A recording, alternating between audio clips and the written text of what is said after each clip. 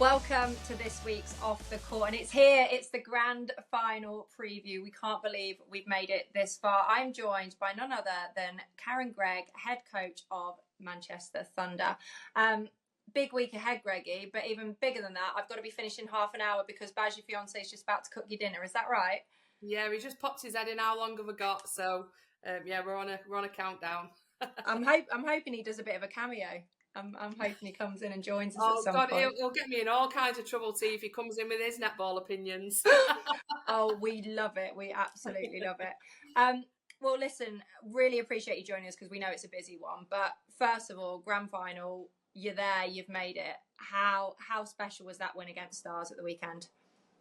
Oh, it was super special, and I think, you've said it before, I've said it before, semi-final day is always the toughest day of the year.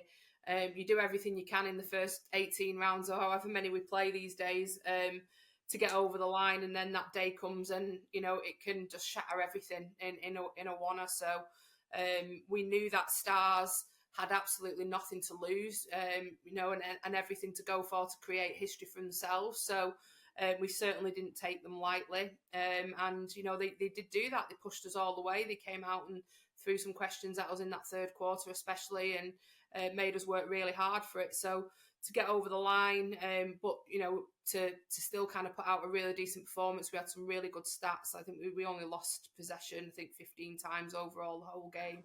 When our target is to be sat below 20, it's pretty good. So, we were right up there with where we needed to be. And, there were things that we definitely need to tidy up, but happy and relieved to get through that and hit the final.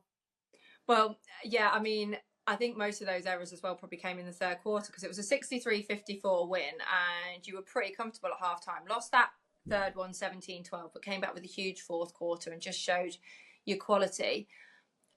Coming off the back of the disappointment of last year of losing in the semi and having been live at the Loughborough game watching Pulse lose, and it's fair to say see some pretty devastated players, how have you guys bounced back from that from last year? Because I think once you out of the semi-final and you think, oh my God, we've got another year to go before we get that opportunity again. What is the reset button like? I mean, it's tough, and I think there's always kind of open and honest conversations. There's a lot of soul searching, a lot of digging into kind of what went wrong. And, I think overall, yes, we wanted to be in the final last year, absolutely. And it was a great semi-final with Loughborough. It was played like a final, and it was just probably a lapse of concentration for a few minutes that turned us over, really. But to look at what we achieved last year when we lost 3 players in the first half of the season with season-ending injuries, and the young defenders that we had to kind of bring in throughout. We had to bring Emma Dovey back from retirement. Oh, yeah. There was a lot of upheaval throughout the season. So to kind of get over the line and still come out with a medal was something that we were definitely really proud of, but not something that we were necessarily happy with in terms of, where we want to be. We want to be at the top of the tree. And a lot of soul searching, a lot of where can we strengthen coming into this season? What areas of the court do we need to make tweaks? What does that look like in terms of our options for us? So we're not one-dimensional. And yeah, that recruitment window was key for us to make sure we got it right. And I think it's like you'll note, it's not just about getting the players that we know can do a job on the court. It's about the players that can do a job for you off the court as well, in that culture piece and how, they blend together as a group. So, so far so good. I think we've pulled a really good group of players together, and they've definitely done the job so far. Well, they've looked impressive. Now, I've got to do an apology because last week I said you were unbeaten, and I'm going to blame Taylor here for not going, no, we weren't. We lost to Loughborough. Stupidly written down in my notes, you're unbeaten to Stars, and got carried away. As you know, once I start chatting, I don't shut up.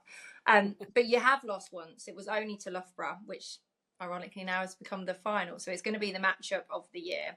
You versus Loughborough Lightning in the final. Take me back to that loss then, because it was kind of uncharacteristic. It was a 12-goal loss. When you're expecting Thunder to lose, it doesn't usually blow out like that. But what did you learn? Have I got to be completely honest here, T? Yeah, do it. Do it. That's what I want. I might get myself in trouble if I'm completely honest. Never. It was. Don't get me wrong. It was a tough game. It was very, very frustrating, and I think Loughborough definitely came out with a game plan and one that they absolutely executed. You know, our changes that we made throughout didn't impact where we would want. I think you look at that first quarter and we annihilated them in the first quarter. Our ball speed, the way we spread the ball, we opened up them up in the circle, and we played some great netball. They came out in quarter two, and let's just say their penalty count in quarter two and how that was managed was not where it should have been. And I know that, and I'm not just saying that, I know that because I've had those conversations, you know, like we do, we put in questions to the officiating, and whilst as disappointing it is, we definitely took a lot from it. We definitely learned, but I think the umpires learnt a lot in that game too. And I think there's been a lot of reflecting that has happened off the back of that. That has definitely impacted the way the game's been umpired since. I want to talk on this then, because we're going to go down memory lane on certain things. And I remember playing a game against Jamaica where I was literally at one point thrown to the ground, like physically thrown to the ground. And it was like, okay, this is how we're going to play. But I remember coming off and the coach is going, oh, you just got to get away from them so they can't throw it to the ground. I was like, dude, I was on the edge of the circle. I'm not sure there's a lot else I could do here. And I've done this before, you know, I played my career a lot where people were always in my face. It was always obstruction. It was always advantage obstruction. So you had to learn to play around it. But how does it affect your coaching? Because I remember we tried to do things like the physicality you're going to approach. And I've seen it happen this game when penalty counts have been way skewed for one team and the other. And it's quite clear that's a tactic. And I'm not against the tactic. I'm not against it. I'm against it if you don't own it. So if you want to play that way, I'm absolutely fine for it, but then own that that's what you're doing. That's the way you want to play. Because as an attacker that's been like gone at before in ways, I just think you've got to own how you want to do it. But how does that affect your coaching? Because it's something that I've really tossed with for a long time in my kind of coaching career. Do you fight fire with fire, or do you play players around? Do you protect players? Because it not only has an impact on the player that's getting hit, it has an impact on the player throwing the ball. Yeah, and that they're massive discussions that we've had as a coaching team and with the players, because, you know, Nat Metcalf playing the same position as you, like, she has had games this season where she has been, you know, I even said to the umpires at one point, they'd be in prison for less than that, you know, and that was just me speaking, probably a little bit frustrated, but completely honest as well. And you know there's going to be players that are targeted, and again, as you say, it's not just about that player taking the hit. When my players are turning around to me and saying, I don't feel like I can give her that ball because I'm scared she's going to get hurt, then I'm like, oh gosh, like how do we deal with that? Do we take that player off for a bit so it changes the dynamics of the game, so it gives that defender something else to think about? And I think that's kind of what we did a little bit on Saturday. I think it got to a point where we started playing quite narrow. Kind of help mode came in, some more physicality came in, and it was just like, right, let's change this picture, let's open up this space, let's try and protect what that looks like. So I think that's definitely one that us as coaches need to make that decision too.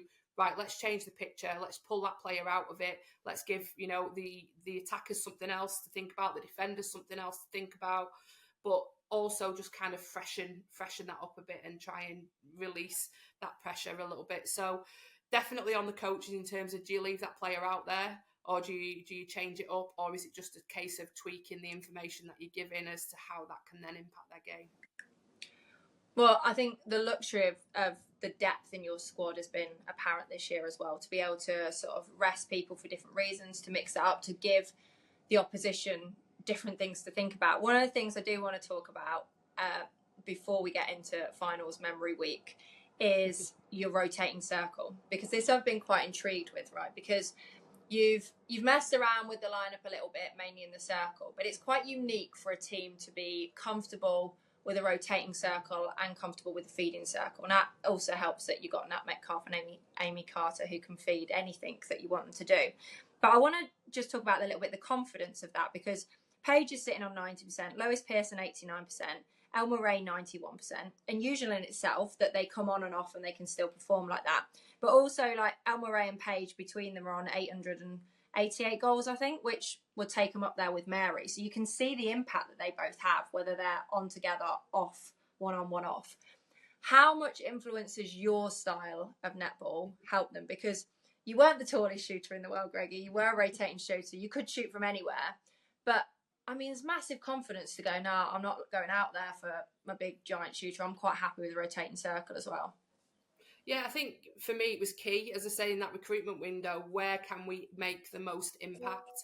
And I think that shooting unit for us was definitely where I wanted to have that biggest impact.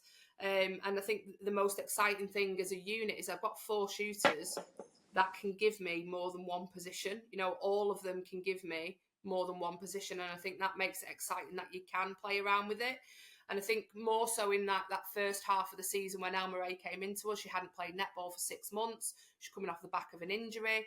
We very much started to look at what that goal shooter game looked like for her, what her hold looked like, where she wanted the ball, where the feeders understanding what that felt like. And then as we were building a fitness up gradually, was just having the ability to then impact her for the odd bit of time at goal attack as well, because you'll remember this one too. When I was playing and I was goal shooter, and we had Janelle Lawson out the front at goal attack, and it was almost flip reverse of having your big shooter coming in, and the change of the timing of what that brings. So as you know, the shooter comes out, we've got the goal attack coming in to be able to post up on a different angle with different timing or take on that drive, and that was something that I kind of was really fond of when I played, of just knowing that can really work. But then on the flip as well, like when I played with Tracy and what Tracy and I could do together as 2 shorties, and that ball speed is kind of what we're looking for with Lois and Paige. And don't get me wrong, I think they're great. I think probably better than me and Tracy potentially ever were in that unit. But the understanding of how they can overload defenders, play off defenders' bodies, when to seal the circle to allow the centre court to play in behind them, to just open up and pick people off. And we're working relentlessly on that in training, so they're really understanding the signals of the timing of what that looks like. And I've just been really pleased with how the girls have grasped and understood their role. Like, not one of them at any one point has been annoyed at not playing 60 minutes or not starting and then impacting. So every single one of them has really took it on board to understand what their role is, understand the matchups against the opposition and what they need to bring. And whilst Elma Ray does a great job as a holding shooter, she's not necessarily always that best matchup for the keeper, but probably a better matchup for the goal defence coming in late. So it's us as a coaching group just understanding what that looks like. So really happy that I'm able to kind of stamp my own style in that circle and understand what it feels like to play in both that speedy rotation or that delayed hold coming in a little bit later. And I think that's definitely worked in our favour, especially in the second half of the season. Well, it's a memory that I remember all too well, sadly. So I played with Janelle Lawson out at the Firebirds, and I love Janelle. She's amazing. And when she came over to England, it was so good for her to have that opportunity. 2012, we'll do a trip down memory lane then, was the first Thunder title. So I was in my first year of player coach. We got through to the final. Elle Cardwell was still playing goalkeeper at this point, I think. Yep. Sure was. And you two were in the circle. Sarah Francis Bayman was on your team. I mean, it was a cracking final. We're at some sports house in Essex, I think it was. It was like an airport hangar. I just remember it just being this huge space with a bright blue floor. Yeah, well, I remember we were sponsored by Fiat at the time. I remember that. And I remember afterwards being in the changing room on my own with the team hamster. And that is a lasting memory I've got, as I lobbed a hairspray across the room and this Vinny the hamster just sat there going, what the hell is going on? But that's another story. But you guys were incredible that day. Do you remember much about that final? I remember it being up and down. I just remember the amount of times that the lead switched between the two teams throughout was mental. I mean, I don't know off the top of my head how many times it was, but we would find ourselves 1 or 2 up, then you'd find yourselves 1 or 2 up, and it was just literally like a game of chess throughout the whole game. I do remember tearing my calf after 9 minutes, and I'd already told Tracy at this point that it was my last ever match and I was retiring, and at that point I was like, I am not coming off. So I just remember hobbling through the the next 50 odd minutes and not been able to walk for 2 weeks afterwards. But hang on a second, you've massively just insulted me there. So not only did we have a young El Cardwell coming up goalkeeper, you played through half-heartedly on a flipping injured calf and you still beat us. Is that what you're telling me? I use my strength of my timing and then popping out to open. So, you know, but yeah, my calf was black and blue the next day and I couldn't put my foot down. So it was, but yeah, I wasn't coming off. Nothing was bringing me off. And I just remember it just being like that chess game, up and down, like the first time we'd ever played in a final. And we had a relatively young group. Obviously, I wasn't young, but Laura Malks, it was her 21st birthday. Beth Cobden, I think at that point was only 2021 as well, and obviously Eleanor was 18, and Emma Dovey was in her early 20s. So that group of players that were kind of on their start of their career as I was coming to the end, it was a really fitting way, I think, to kind of bed them in as this is what it feels like to play in a final and ultimately lift that trophy. So definitely a lasting memory for me. I've still got my dress, although I look at it and think how I ever fitted in it, but it's there in the frame. Definitely won't ever be coming out again. No, that needs to come out. There needs to be some kind of Thunder end of season retro dresses. So we did both have young groups then. I had a very young Amy Flanagan. There was a Katie Holland, now Katie Hughes. We had Hannah Knights. I mean, both sides had major battles over the next few years. So the next time was 2014 in Worcester. That's when I made Helen Houseby famous. That's what I'm calling it anyway. And I remember that game in particular. We were up going into last quarter, about 7-up. And I am going to say it now because I can't even remember who's umpiring, but there was some horrendous calls on Rachel Dunn in the last quarter that got us back to a goal for goal. And I still remember now, Kat Ainsworth running down the court. It was our centre pass with 30 seconds to go. And I think, right, I'm going to get out here, turn, wait, lob it into Rach. We've won the game. And just as I stepped and changed, she threw it off the sideline down the other side. And I was like, oh, dear God, no. And then I was thinking, we're not going to win this ball back. We're not going to win it. We're not going to win it. Helen Houseby steps up. Winner. I mean, I was pretty devastated that match. Kat Ainsworth, bless her. When we won the following year, she was like, oh, God, I had to get that out of my system. I mean, it must have been a very different feeling for the Thunder team at that point. Yeah, and that was my first year as assistant coach as well that year. So that was, I kind of did a little bit of technical coaching in 2013. I didn't want to jump straight from one role into the next. I really wanted to have a little bit of separation, probably because a lot of those players were still my friends, and I just wanted to kind of find myself in that assistant coach role. So, that I just remember being sat on the bench and Kat unfortunate for her, throwing that ball away. I think Jodie ran goal attack down really hard. Was it Pam? It was Pam? Yeah. Can't remember.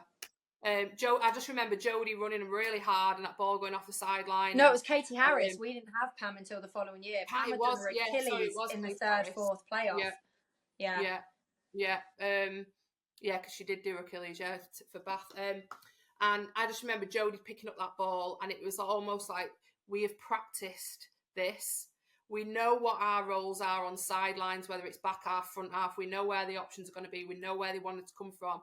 And it was almost textbook, like those players in that moment knew exactly where they needed to be and what they were offering. And they couldn't have nailed a deep sideline any better than what they did. And obviously Helen stepping up on pretty much the final buzzer of the game to nail it was definitely an unforgettable moment, and probably still an unforgettable moment for the girls when we got back to Manchester City Centre afterwards and people were dancing on post boxes, which is an interesting one.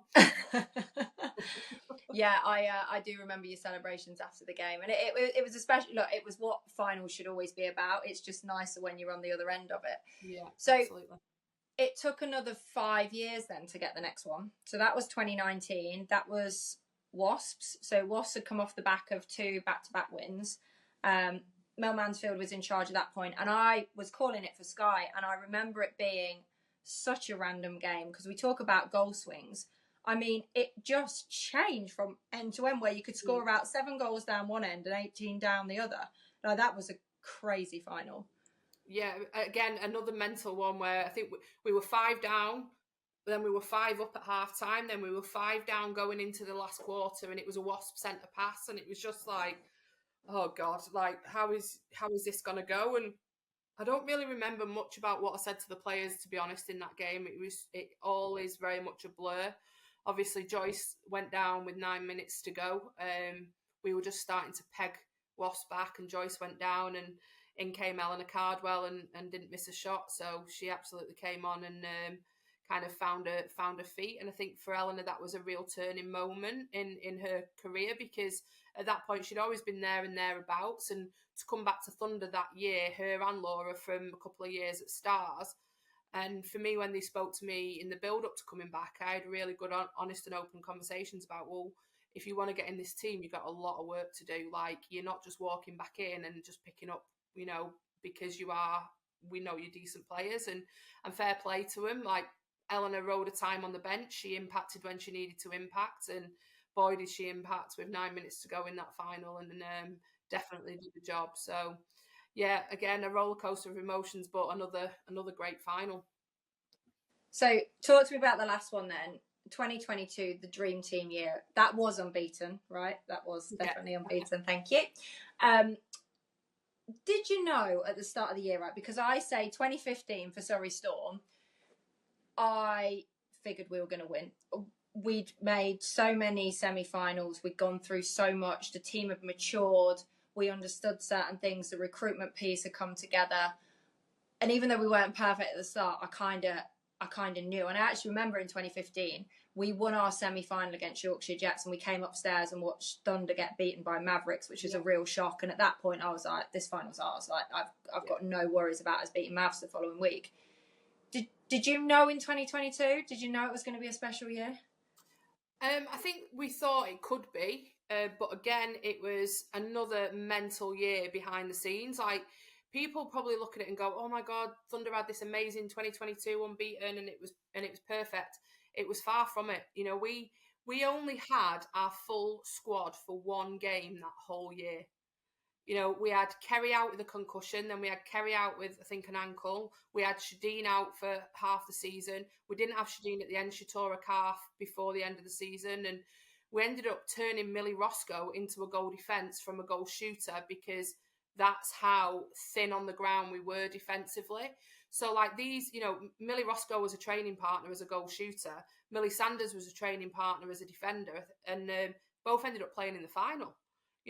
And at no point, if you'd have said to me at the start of the year, you're going to be playing Millie Roscoe and Millie Sanders, and they were brilliant all year, by the way, and that's no disrespect to those two, but if somebody said to me, you're going to have to play them and run them out in a final and you're going to win it, I'd be like, okay, and because of the lack of experience, but the work that we had to put in defensively in that game was immense, and I think just to get to that point, the semi-final for us, we run Laura Malcolm at goal defence in that semi-final against SDL, because we were like, we haven't got anybody who plays goal defence that can tag a player like Laura Malcolm can tag a player. And we threw, and at that point, it's like, you've got to do all you can to get over the line. And that's it. It was like, Laura, you're just going to have to do it for us. And you know what? She went on and she did it. She was absolutely gassed at the end of that game. But she went on, she did a job, and that's all we needed to get through to the final. And then it was obviously just, okay, it's a different game with Ella Clark. And obviously, sadly for her, she went down injured in the first few minutes. Or an Emma Thacker, who were both more, taller, rangier players, not as quick and nippy as an SDL. So we knew we could run out and probably do a half-decent job with those players in that position in that game. But I think we had an idea with the group that we had, we could definitely go all the way. But with the trip-ups that we had throughout, it was almost kind of, is it going to happen? Is it going to happen? And then, as every game kind of come along, it was like, yeah, we can do this. Yeah, we can do this. And obviously, yeah, to come away with a win, it was pretty special. And obviously, Laura captaining. And that was kind of the last time we obviously had that group together. And I think when you have such a formidable group that we had that year, after that, we kind of knew the following years were going to have to be a rebuild. Eleanor had smashed it. She was going out to Australia. Laura had took an opportunity to go out to New Zealand. So had Joyce. And then when you lose 3 players like that, you go, well, do you know what? Let's just go for it and just rebuild. And what does that rebuild look like? So off the back of a really special year, I think we then found our next cycle, which is exciting. I think it's something the Thunder have always done well as well, though, because you always keep the youngsters ticking along in your pathway and your club system. And everybody that feels a part of Manchester Thunder, it seems always much bigger than the club, which is, I think, has been credit to what you guys have created. Let's focus then on finals week, because it is a big week and you can't get away with it. Do you have sleepless nights? Do you dream about it at all? I used to dream about it. I do. I have really random dreams. And hang on. Are these like all right dreams we can share? Yeah. I had a dream. Honestly, I was telling Laura and Gabs on the bus to a game when I said it was bizarre, right? So I think it was before our last Loughborough match actually, and the umpire sent off a Loughborough player. I won't say who.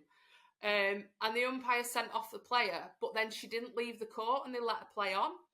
So I then had a massive go at the umpires, and then I got sent off from the bench for having a massive go at the umpires.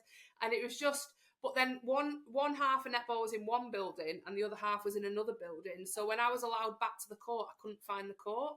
It was really, I don't even know where brilliant. that comes from. But yeah, I mean, I just used to dream about winning, but I'm all down for this, playing like Matrix netball. honestly, I woke up like, that was just random. Where did that even come from? So, but yeah, I do. I mean, to be honest here, I love my sleep. Anyone will tell you, like, I'm up at 8:30 in the morning, and no one's waking me up before then unless I'm going on my holidays. So, yeah, I try to get as much sleep as I can. And like, people often ask me about my prep, and I just say, try and have a lie in. I love having a big lie in on game day and just feeling fresh. Well, I think everything has to be done by then, doesn't it? And I think when you've been in this position so many times, you don't have to tweak major things. Who's your safety blanket in finals week? Who's the person you rely on the most? I think as a staff group, you know, obviously Gabs has been with me now for 7 or 8 years. I think 7 years. She's been my assistant, so she's kind of been through everything with me. She's won those titles back in 2019 and 2022. So she's a real voice of reason.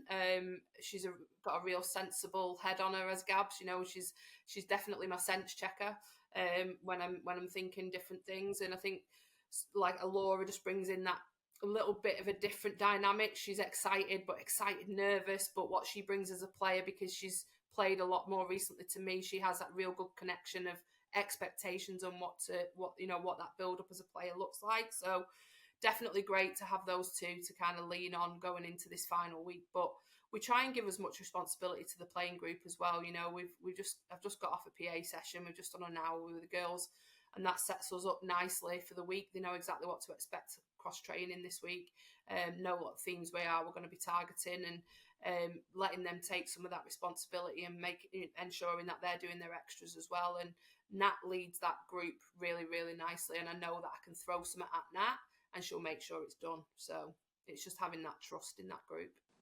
And so you don't have to give me all your secrets for Loughborough, but when you're targeting a team, because I talk a lot about this, about analysis, are you going at individuals? Is this very much about your style and what you can bring? Is it attacking them as a unit? Like what will be the focus this week? Obviously, I think, you know, we attack them as a unit. I don't think we can necessarily attack them as individuals, because we've got to make sure we're connected right across. But we do highlight what the strengths and the weaknesses are of our opposition, and say, well, within our targets and what we're trying to achieve and how we want to break them down, we know that we can do X to this player to break her down. We know we can do that. We know they're going to try and stop this. So we need to make sure that we're recognising that setup early so that we can do X, Y, and Z. So whilst we look at how we can break them down as a full unit, it's taken into account what the strengths are of their individual players as well, as to how we can stop them or how we can force them into errors, how we can expose them and so on. Just want to pick up quickly before we get to the quick fire bit. You talked about Gabby and Max being your like sense checkers. I want to talk about the changes, because the changes in the semi-finals for me were brave in both games, because I was like, whoa, okay, you're like, I think you're 8 or 9 up at half time, and you made some bold changes. Imo was having what I would say was the game of her life. She came off, and I you know, you never chat. The coaches do. I understand why everyone does what they do. Pulse. I thought they needed to do something. Changing that didn't work for them, especially changing their whole kind of style. Is it about being brave in finals? Is it like literally get there, roll the dice because you only get to play it once, and the worst thing you can do after a final is go shoulda, woulda, coulda? Yeah, I think you need to know exactly what every player can do in those moments, and we have rolled the dice pretty much in every game this season. There hasn't been very many where we haven't give players opportunity, and for us, Taylor's impacted really well across the year, and she can do things that Imo can't, and Amy can do things that Taylor can't, and for us, it's like, well, what does it look like in those different moments, and how can they come on and potentially bring something a little bit different, a little bit special? It didn't quite work for us, and it doesn't always, and I thought Taylor impacted well, but she got blown out. She was riding the players, she was getting pinged out, she was being penalised, and what we've hammered home all season, and something that we're really proud of, is that we've been the least penalised team across the league all season. We've not had, touch wood, any warnings. And that's something that we've really thrived on, is we keep all of our players in the game, because as soon as you stood out, we're 6v7. So, we want to make sure that we are in the game. And she just came on and just got pinged out a few times. She had a penalty advanced on her, and it's just like, if this is just going to keep happening, we're going to end up just being exposed in that attacking end. So we made that flip back to get Imo in there. In the attack end, I think Nat just started tiring a little bit, and I think when Nat starts tiring, she goes into help mode and she starts playing quite narrow to the ball, and that's just her way of contributing, which she's an absolutely great player, and I know how much you love her to see. I think at that point we just needed to change that picture in that attack end and just open up the space, and I think that's what Lois does so well. Is just really, draw and drop on the players. She can open up that space. She's really comfortable on the ball, and like just changing up that timing of the entry of goal attack into the circle, and the dynamic of what Alma Ray can bring in. I felt like the attack changes really worked, and especially with injecting Imo into that centre in the last quarter. Again, she's a player that you can just spray ball to. She'll get on the end of it. You can really open up and get this ball moving, and she can just inject that little bit of magic. So, and then obviously Amy back into wing defence. She can track like no other at wing defence. So I felt those changes really worked for us and turned the table in that last quarter, and I was happy with what that looked like. It was just us figuring out that maybe what was happening in the third quarter for that 5-6 minute window wasn't quite it and wasn't okay. And I said to them at quarter time, going from 12 to 4 is not okay, not in games like today. And, in other games, we're going to get more than punished. So, did you panic? Did you panic at all? Was there a moment you said, I wouldn't say I panicked. I was just kind of in my head going, this can't happen. And you're just like, this cannot happen. We cannot lose this game. And I said to the players at 3/4 time, that is not okay. You have got all the tools. You know exactly what you need to do, and you need to step on the court and do it for yourselves. We can't do this for you anymore. You've got to make sure you're adapting and using the information and that we've already given you throughout the training week, throughout the whole season. And thank God they went on and did it. So, yeah. All right. Well, quick fire then to finish us off, because your Hello Fresh will be about ready, I reckon. It will be, yeah. You like your lie-in at the weekend, so that's fine. We know you're going to be doing that. What's your other tradition? You got anything? Anything that you have to do? Anything where you're like, oh, I've got to put a sock on first, or I've got to do this, I've got to do that? I still lay my clothes out like I'm playing. Oh, that is amazing. So I literally, in the spare bedroom, I have all my kit laid out, and my knickers, my socks, my bra, my t-shirt, and Baz is like, what are you doing? I'm like, I've got my clothes laid out, so when I get out the shower, I'm ready to go. And I'm like, and I've done that ever since being a player. I would get in the changing room, I would have a shower, I would have my clothes laid out, so when I got out the shower in the changing room, my kit was ready to go on. And I still do that, so that's probably a bit weird. And we also write little cards. You'll see little credit cards like this, but there's nothing on that one. That I write little notes on for the players, just key focuses. So I like to get those cards written before we leave the house, so that okay. I know that that's done. Yeah. You got a song? We have a song that we sing when we win. Right. Pre-game, the girls mix it up. So honestly, there's been all kinds going on. So they'll do where they go around the circle and everyone on an 8 count, someone's got to do a move, and then the next count somebody else has got, and you're all copying. So Nice. some of the dance moves that come out a bit mental, let me just say, but it's good fun. Nat likes to keep them going, and they tend to choose a different song every week for their last song before team talk, but they always keep it. They always keep it vibrant, let's just say that. And then, hopefully, when we get back in the changing rooms, we've had our debrief, we sing our Yellow Thunder Dream song and bang some trainers against the wall. So, yeah. Nice. Well, final one then. Have you heard from Tracy Nev? Do you know what? I haven't. I haven't heard from her. I know. I haven't heard from her since semi-finals, but I know she's probably got a lot on her plate after the result that she had at the weekend. She's probably not happy with what that looked like. So she'll definitely be nailing those girls down out in Australia, but I'm sure we'll definitely have a catch-up at some point this week. Cool. So, final question then. Are you going to win it? I'm going to say yeah, because I'm confident. I'm like, yes, we are going to win it. Perfect. Well, you know what, we are looking forward to it. Greggy, it's been an absolute pleasure watching your group this year and Loughborough's group, and I think it's well-deserved finalists. I think when you're talking about matchups, this one's got everything. I think players are at their very best at the moment. The emergence of some of the talent from yours, I think Lois Pearson's had a standout season. I think Imogen's at her very best at the moment. The way they're working in the circle and the changes you've got with your Josie, Shadeen, your Ella Bowen, I think it's been impressive. And as for Loughborough, I'm sure when you've been doing your analysis, Beth Cobden was outstanding. The growth of Nat P's game in the attack end. I think Nicholas Smith has come on leaps and bounds as well. So, I mean, it's got the makings of an absolute cracking final. And for the first time in a long time, I can sit back and have no allegiance to anyone and be like, oh, bring it on. So I literally can't wait. I'll be intrigued to see whether you get to see your winning song at the end, Greggy. But it's been an absolute pleasure. Good luck this weekend. We are hoping for a goal for goal final. I'm sure you don't want that. No, I absolutely don't want a goal for goal final.